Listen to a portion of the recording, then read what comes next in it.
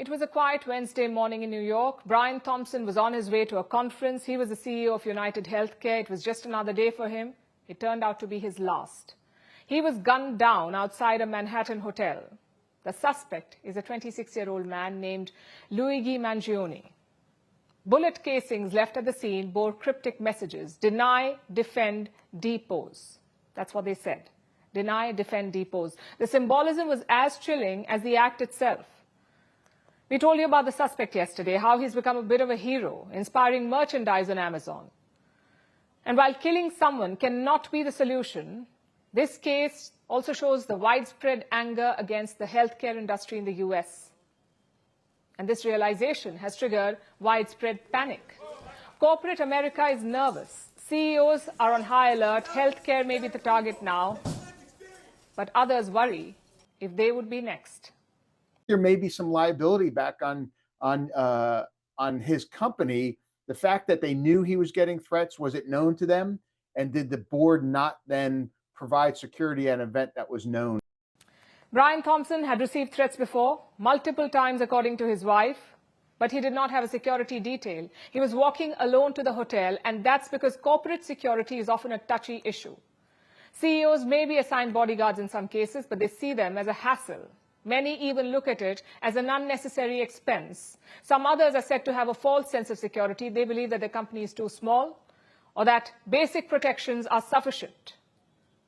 Brian Thompson could have had any of these reasons to not have a security detail, but the killing has raised questions. Are corporate leaders safe? And if not, what are they and their companies doing about it? In the wake of this killing, they're re-evaluating their security measures. Some are hiring personal bodyguards. Others are getting company-mandated security details. And this, of course, is boosting the business of US security firms. They're reporting an unprecedented demand. One firm received 70 requests from concerned companies within 36 hours, 70 requests.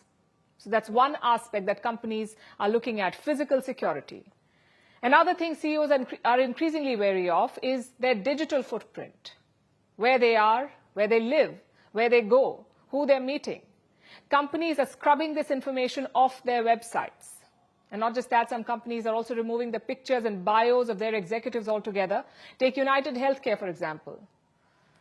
They used to have an About Us page, which included details of Brian Thompson. Now it just talks about the company. Same for CVS. It has removed the bios of executives from the website. So both companies and CEOs are genuinely spooked, it seems. They're taking their security seriously, which brings us to the question, how much does it cost to really protect a CEO? You can say it's not cheap. Full-time executive protection can cost up to $250,000 annually. $250,000 a year. And it's not just about the top executive anymore. Division leaders, board members, they're all being seen as potential targets. I think you're going to see a lot more threats out there. Threats are, again, to scare people in the industry that you're mad at. Now they can reference this. The threat can come in. You saw what happened to him in New York. I'm going to do that to you. And the companies now have to, one, it's going to scare the executives more. And the companies now have to look at spending money for security. So I think those threats are going to increase. So security is definitely priority number one now. But this shooting has spurred another trend as well. Some leaders are rejecting the corner office altogether. They no longer want to be the CEO, especially in polarizing industries like healthcare or insurance. While Thompson's death is a watershed moment, this is not an isolated incident. This is not the first such incident over the last decade. Threats to CEOs have been rising.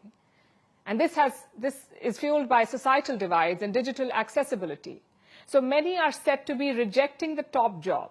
They say they already have lucrative careers. They don't think the tag is worth the risk. But is all of this just a knee-jerk reaction to a shooting, or will this heightened awareness last? Security experts warn that America has a short memory. The current panic might fade soon, until, God forbid, the next such case happens.